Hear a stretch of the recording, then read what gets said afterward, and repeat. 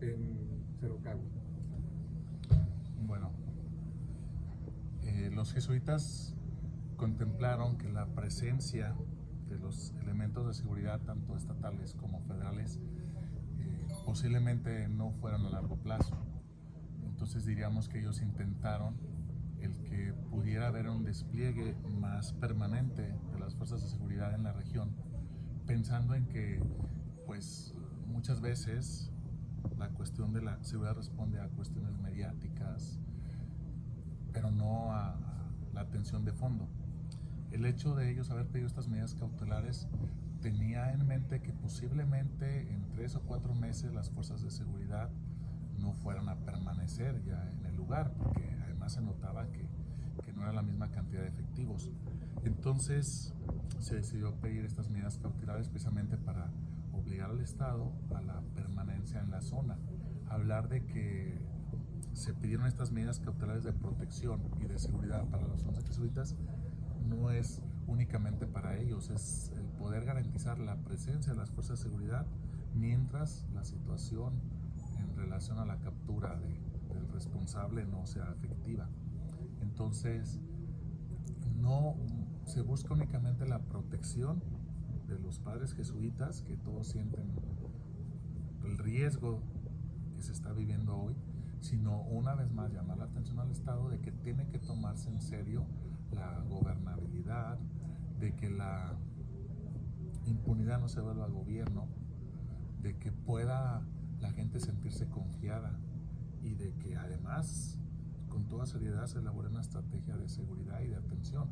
No es lo único en la agenda que tiene la diócesis con el gobierno del Estado y el gobierno federal. O sea, nos interesa la atención integral. Nos preocupa mucho, por ejemplo, la atención nutrimental de los niños, a veces el poco empeño que hay en las coordinaciones de salud para atender esto.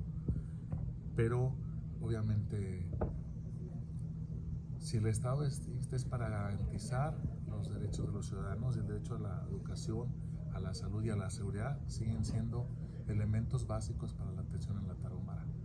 Entonces, no es únicamente las medidas cautelares como decir sentimos en riesgo nuestra vida, es que todos en la Tarahumara sentimos en riesgo nuestra vida.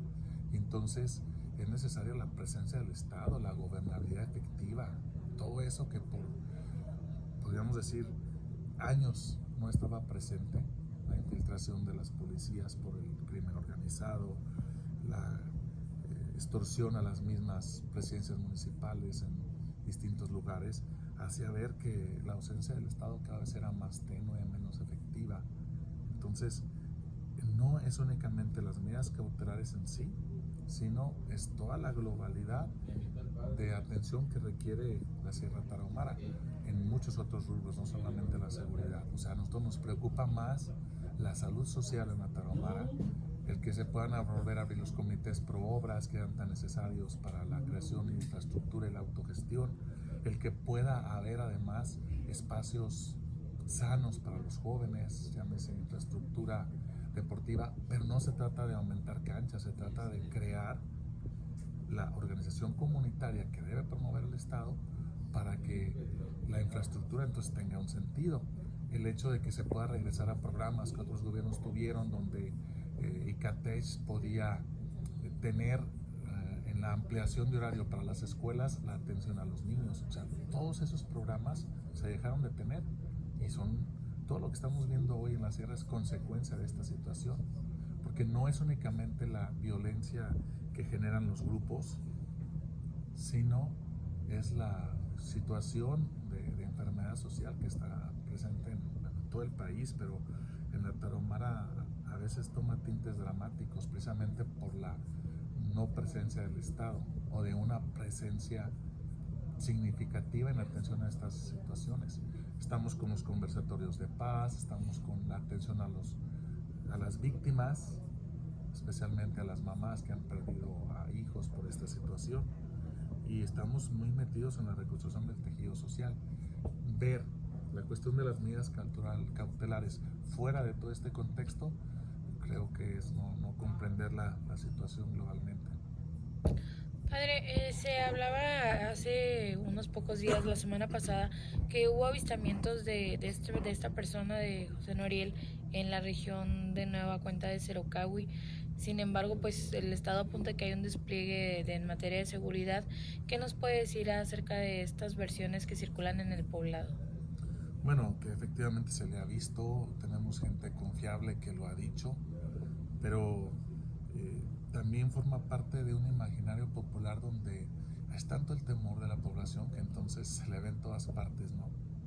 Creo que el Estado ha intentado hacer su papel, pero no es suficiente. O sea, mientras no se den resultados, otra vez no solamente en la captura de esta persona, sino en toda la atención a la población, pues la gente sigue sintiéndose insegura, temen mucho las represalias que pueda haber si los ven hablando con fuerzas de seguridad, si de repente les visitan en sus casas por cuestión de información, pues la gente se siente muy insegura. Pero además, evidentemente, el que se presenten resultados va a despresurizar toda la región. O sea, la presión que tiene la gente, el temor que tienen empresarios, microempresarios, turistas, o sea, es muy grande. O sea, aquí evidentemente el Estado está llamado a ofrecer resultados de varios tipos, no únicamente la captura, sí. Pero si no se dan estos resultados, pues evidentemente no se quita la presión, la gente sigue con muchísimo miedo y tú lo puedes palpar. O sea, yendo al lugar y hablando con la gente, pocos son los que se atreven a hablar o lo hacen con quien se tiene confianza, pero con todo el sigilo, precisamente porque pues es una olla de presión que está ahí, que está sobre todo en esta región de Sorocaba, pero no únicamente ahí, ¿sí? Y porque además, evidentemente, creo que hay un antes y un después que se derivó en esta situación. O sea, la cooptación que tenía ya esta economía criminal en muchos rubros de la sociedad y en muchas actividades era ya como intolerable. Entonces hay una gente herida, pero también muy resentida con esas mismas personas. Yo creo que han estado perdiendo su base social. Padre, ¿nos dice su nombre, por favor, y Sí. su cargo? Héctor Fernando Martínez, vicario general de la diócesis de la Tarahumara y párroco de Sisovich.